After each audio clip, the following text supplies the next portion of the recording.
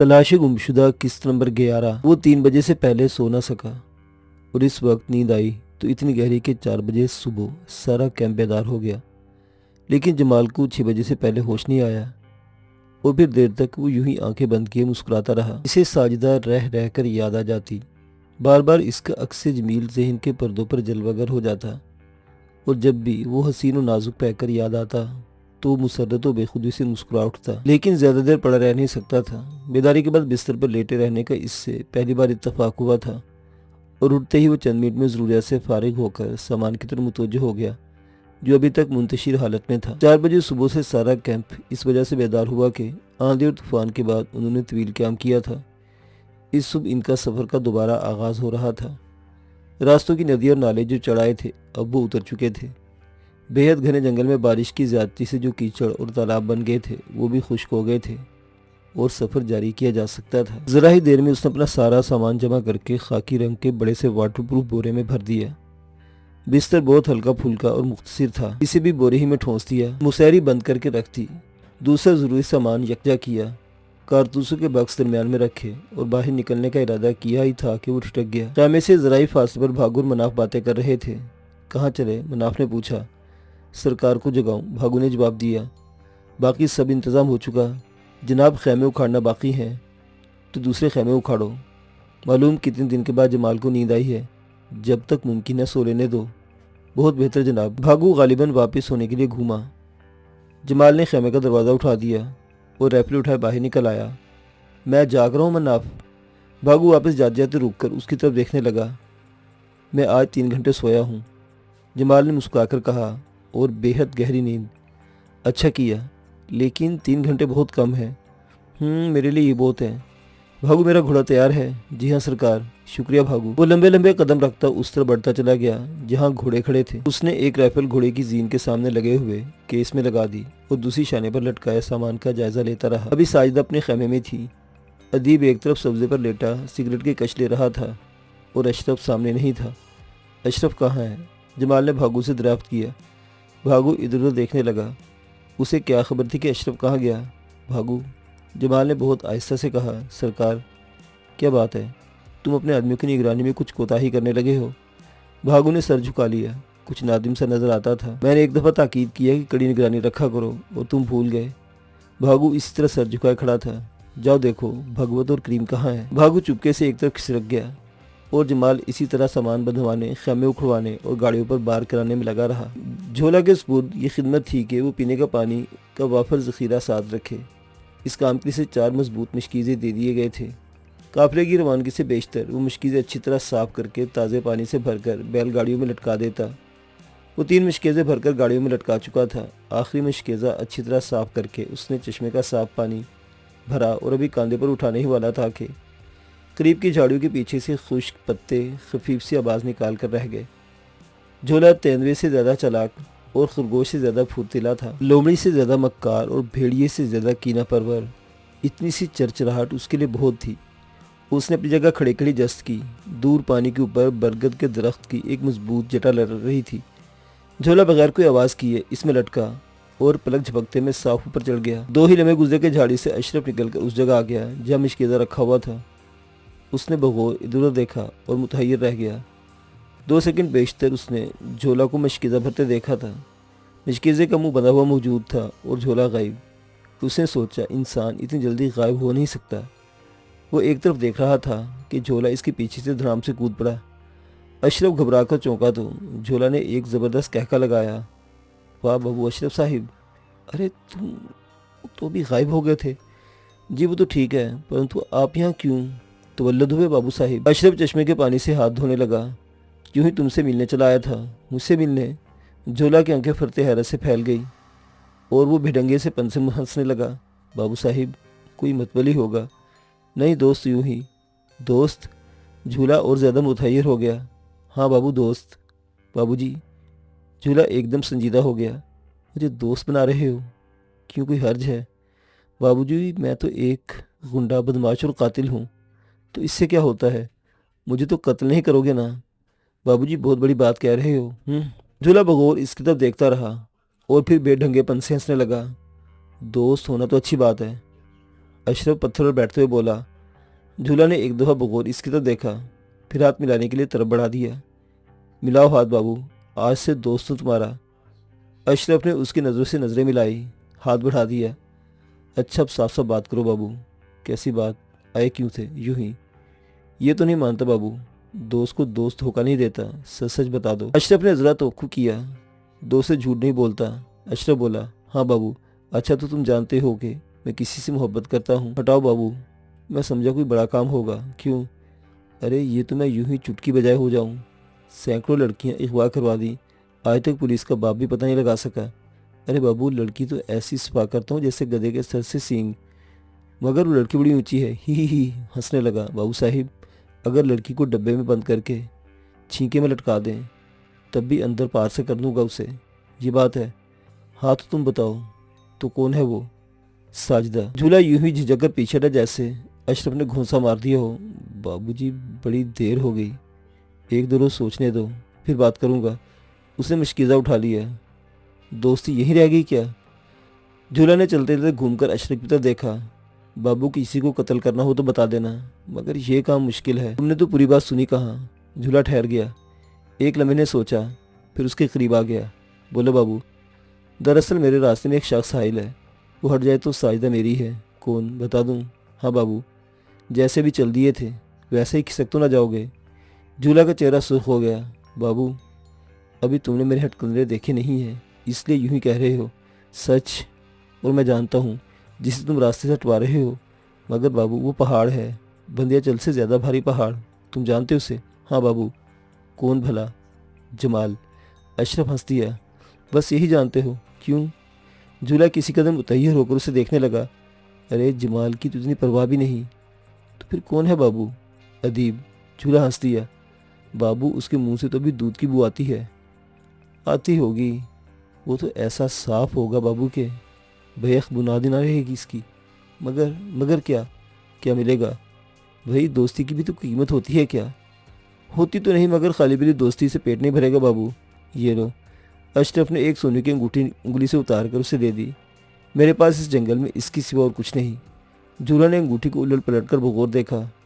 बाबू ये पत्थर तो अच्छा है, मगर 200-400 से ज़्यादा का नहीं। ये पत्थर है क्या? ये लाल है बाबू, मैं सब जानता हूँ। खैर ये भी चलेगा। अच्छा बाबू, चिराग गुल और पगड़ी गायब, क्या मतलब? मतलब बाबू काम हो गया, हो जाएगा, सफा हो जाएगा। और झूला कहका लगाता मुश्किज़ा उठाए चला गया। अशरफ वहीं बैठा रहा। वो सोच रहा था कि ज़िंदगी किस कदर अर्जा है, कितनी कम कीमत और किस कदर बेवकत, और अगर झूला की नज़र से देखा जाए तो बिल्कुल ही बेहकीकत। अदीब। उसने दिली दिल में अदीब को कई लाख गालियाँ दी, और फिर साजिदा के बागो बहार में और तसव्वुर में खो गया। इसकी मरमरी बाहें अपने गले में हमायल महसूस करने लगा। इसके गुदास जिस्म का लम्स अपने आगोश में ख्याल करने लगा, और इन मस्तियों, इन रानाइयों के बारे में सोचने लगा जो साजिदा के रगों पे में भरी हुई थी। इस उसने दिल नवाज की आगोश में समेट कर वो कोनों मकान की हर मुसरत को अपना बना लेगा। इस पैकरे नाजनी को पहलू में बिठाकर वो हर फिक्र, हर गम से बेनियाज होगा। अशरफ साहिब। ये भागू था। आवाज़ सुनकर अशरफ चौंक गया। वो तो जैसे साजिदा के ख्याल में कोनों मकान की हर चीज़ भूल गया था, और वो जवाब में भागू को देखते उठ खड़ा हुआ। जनाब की वजह से रवानगी रुकी ही हुई है। अच्छा। अशरफ का लहजा तोश था। वो तो भागू इतना शरीफुल नफ्स शख्स था कि इसके दुरुस्त लहजे का कोई असर नहीं लेता था। काफिला रवानगी के लिए तैयार था। जमाल अपने घोड़े पर सवार सबसे आगे खड़ा था, साथ ही मनाफ भी था, और इसके बाद 6 बैलगाड़ियों की कतार दूर तक फैली हुई थी। काफिले के बेशतर लोग बैलगाड़ियों पर बैठने के बजाय पैदल ही चलने को तैयार खड़े थे और अशरफ का इंतजार कर रहे थे। अशरफ इन सब की मौजूदगी और अपनी गलती से बिल्कुल लापरवाह आहिस्ता आहिस्ता चलता जुला की पार्टी के एक शख्स अलिया की तरफ बढ़ा। मैं घोड़े पर नहीं बैठूंगा, अशरफ ने कहा, और साजिदा की गाड़ी की तरफ बढ़ता चला गया। साजिदा अपनी गाड़ी में तन्हा थी। इसके करीबी जमाल के बड़े बोर की राइफल रखी थी, और गाड़ी की छत में अंदर की जानिब जमाल का लंबा नेज़ा लगा हुआ था। अशरफ को ख्याल था कि साजिदा के साथ गाड़ी में अदीब भी होगा, लेकिन वो तो तन्हा थी, और गाड़ी में अशरफ के बैठने के लिए इस वजह से कोई जगह ना थी कि साजिदा बहुत आराम से सारी बैलगाड़ी में फैली हुई लेटी थी। अशरफ गाड़ी की छत पकड़े एक लम्हे को खड़ा रहा, और थोड़ी देर वो इस तजब्जुम में रहा कि गाड़ी पर बैठे या नहीं, साजिदा बैठने की जगह मिलेगी। साजिदा इसकी तरफ देखकर बड़े दिलरुबा अंदाज से मुस्कुराई। तुम लोग मुझे आराम नहीं करने दोगे? मैं ज़रा आराम से लेटी रहना चाहती हूँ। ओके, मैं दूसरी गाड़ी में बैठूंगा, तुम लेटी रहो। शाबाश अशरफ भैया। अशरफ किसी कदर चौंका ज़रूर। साजिदा ने पहले तो कभी उसे भैया नहीं कहा था और फिर दूसरी गाड़ी पर बैठ गया। जमाल ने घोड़े को इशारा किया और दूसरे लम्हे ये काफिला एक दफा फिर चल पड़ा। छोटे बड़े पत्थरों और गड्ढों में उछलती घड़घड़ाती गाड़ियां चल पड़ी और गाड़ियों के साथ वो लोग भी रवाना हो गए जो अपनी जिंदगी की बाजी लगाए साजिदा के खोए हुए कादरी को ढूंढने निकले थे। साजिदा वो जमाल की हिदायत के मुताबिक लेटी थी ताकि इस गाड़ी में कोई ना बैठ सके, और जब अशरफ वहाँ से हटकर दूसरी गाड़ी में बैठ गया तो वो हंसती और उसका दिल तो चाहता था कि बड़े ज़ोर ज़ोर से कह के लगाए, लेकिन उसने ये इरादा मुलतवी कर दिया। अशरफ को खामखा जोश आ जाता। फिलहाल वो किसी नाखुशगवार वाक़ई के लिए तैयार नहीं थी। इन्हीं चंद दिनों में एक आदमी खुद अशरफ के हाथों मर चुका था और एक चट्टान पर से गिरकर मरा था, और अशरफ इस वजह से खामोश हो गया था कि इसे साजिदा के आराम का भी बड़ा ख्याल था। और फिर उसने सोचा फिलहाल अलहदगी अच्छी, चंद दिन में जब अजीब ठिकाने लग जाएगा तो फिर जाहिर है कि इसके अलावा साजिदा का साथी और कौन हो सकता है। और वो मुस्कुराने लगा। काफिला बड़ा चला जा रहा था। रफ्तार तो कुछ तेज़ ना थी और होती भी कैसे, ऊंचा नीचा रास्ता, गड्ढे, पत्थर और झाड़ियाँ, ये तो जुमाली की हिम्मत थी और समझ लो समझ बूझ थी कि वो इन सबको ऐसे रास्ते से ले जा रहा था जहाँ घना जंगल होने के बावजूद गाड़ियाँ चल सकती थी, वरना इन जंगलों में तो पैदल चलना मुश्किल होता था। जमाल ने चलते चलते घूमकर साजिदा की गाड़ी की तरफ देखा। अब भगवत इस गाड़ी को गाड़ी बांध था। जमाल ने इसे इसके भाई की जगह दे दी थी और भगवत यूं चुकन्ना बैठा था जैसे इसको किसी बहुत बड़े खजाने का निगहबान मुकर्रर किया गया हो। अभी फासला ज़्यादा नहीं तय हुआ था कि जमाल एक नाले के किनारे रुक गया। नाले में भी पानी था और कीचड़ भी। चौड़ाई भी कोई 20-25 गज होगी और इसके रुकते ही सारा काफिला रुक गया। भागू सरकार, भागू आखिरी गाड़ी से कूद कर दौड़ा। 10 आदमी मजबूत जनाब, और 10 मजबूत आदमी फौरन सामने खड़े हो गए। भगवत गाड़ी बढ़ाओ, और 10 आदमी को हुक्म दिया कि गाड़ी को धकेल कर नाले के पार करें। भगवत ने बैलों की दुमें एक दफ़ा मरोड़ी, लकड़ी की अन्नी चुबोई और बैलगाड़ी खींचते भागते नाले की ढलान पर उतरने लगे। जमाल और मनाफ के घोड़े भी साथ थे। गाड़ी पानी और कीचड़ में उतरी तो बैलों की रफ्तार खासी कम हो गई। फिर भी कुछ 10 आदमियों की ताकत और कुछ बैलों का जोर, आधे आधे पहिए कीचड़ में धंस जाने के बावजूद रफ्ता रफ्ता गाड़ी दूसरे किनारे पर निकल ही गई, और पानी से निकलते ही बैलों ने उछलकर जोर लगाया और दौड़कर किनारे पर चढ़ गए। इस तरह एक के बाद दीगरे सब गाड़ियां गुजर गई, मगर आखिरी गाड़ी ऐन नाले के दरमियान में थी कि एक पटाखे के साथ गाड़ी का धरा टूट गया। ये एक अफसोसनाक बात थी, क्योंकि इसी कीचड़ में घुसकर गाड़ी का शिकस्ता धुरा तब्दील करना था। वो तो काफ़ी आदमी थे, इस वजह से दिक्कत नहीं हुई। शीशम के दरख्त की एक मजबूत शाख काट कर गाड़ी का धुरा तैयार किया जाने लगा। अशरफ गाड़ी से उतरकर साजिदा की गाड़ी के पास आ गया।